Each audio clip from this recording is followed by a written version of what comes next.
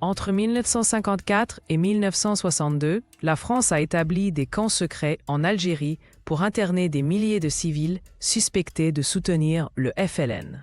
Les prisonniers étaient transportés dans des conditions inhumaines, souvent entassés dans des camions militaires sans eau ni nourriture.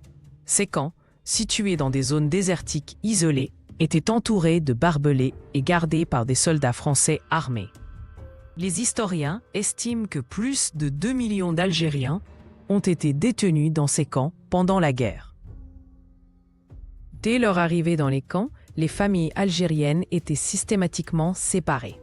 Les hommes étaient envoyés dans des cellules d'interrogatoire, les femmes dans des baraquements spécifiques où elles subissaient des violences sexuelles et les enfants étaient souvent utilisés comme moyen de pression.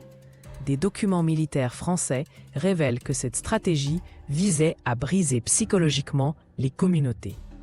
Des témoignages rapportent des scènes déchirantes où des mères étaient battues lorsqu'elles tentaient de protéger leurs enfants.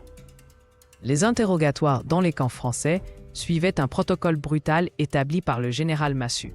80% des détenus subissaient ce qu'on appelait la question, une combinaison de privations sensorielles, positions stressantes et coups. Les archives montrent que ces méthodes étaient enseignées à l'école militaire de Paris. Un rapport de la Croix-Rouge de 1959 décrit des salles spécialement équipées avec des crochets au plafond pour suspendre les prisonniers par les poignets pendant des heures. La torture systématique incluait la gégène, électrocution, le supplice de l'eau et les brûlures.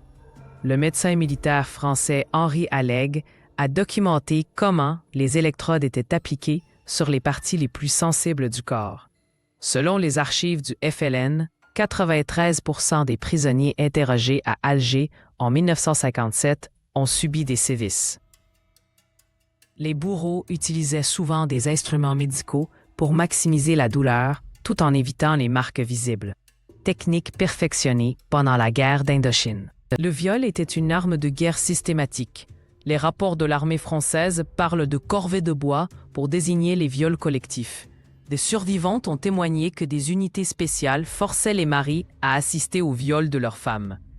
Les archives algériennes estiment que plus de 20 000 cas ont été documentés, mais le chiffre réel serait bien plus élevé.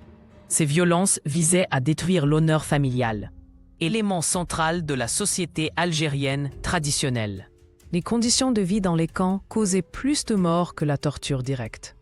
Les détenus recevaient 300 calories par jour en moyenne, selon les rapports médicaux. Les épidémies de typhoïde et de dysenterie étaient courantes faute d'hygiène. Les prisonniers étaient forcés de creuser des latrines, puis de les vider à main nue. Des photos clandestines montrent des squelettes vivants entassés dans des cellules surpeuplées, où ils dormaient à tour de rôle, faute d'espace. Malgré les risques, des survivants ont parlé. Le témoignage de Louisette Iguilariz, violée à 20 ans par des parachutistes, a bouleversé la France en 2000. Les récits concordent sur des détails précis. Numéro matricule des tortionnaires, odeur des cachots, phrases répétées pendant les sévices. L'association Raconte-moi ta guerre a collecté 487 témoignages filmés. Ces voix brisent le silence officiel entretenu par l'État français pendant 40 ans. Les archives militaires révèlent que les tortionnaires justifiaient leurs actes par la nécessité de la guerre.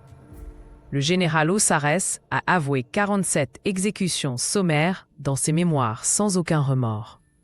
Les psychiatres militaires de l'époque parlaient de névrose opérationnelle pour excuser les pires atrocités. Certains soldats ont cependant craqué. Les registres d'hôpitaux psychiatriques français montrent une augmentation de 300% des cas pendant la guerre. En 1961, l'armée française a lancé l'opération Crépuscule pour détruire les preuves. Des tonnes de documents ont été brûlés à Alger et Paris. Les fosses communes étaient dynamitées ou recouvertes de chaux vives. Le gouvernement a classé secret défense les archives compromettantes pour 75 ans. Des historiens estiment que 80% des preuves matérielles ont été systématiquement éliminées, rendant impossible un bilan précis des victimes. Depuis 2000, des historiens comme Benjamin Stora reconstituent patiemment la vérité. En Algérie, le 8 mai est devenu la Journée nationale de la mémoire pour les victimes coloniales. Des ONG exigent l'ouverture complète des archives françaises. En 2021, Macron a reconnu que l'écrivain Maurice Audin était mort sous la torture. Mais la France refuse toujours de présenter des excuses officielles, perpétuant une blessure mémorielle qui divise toujours les deux pays.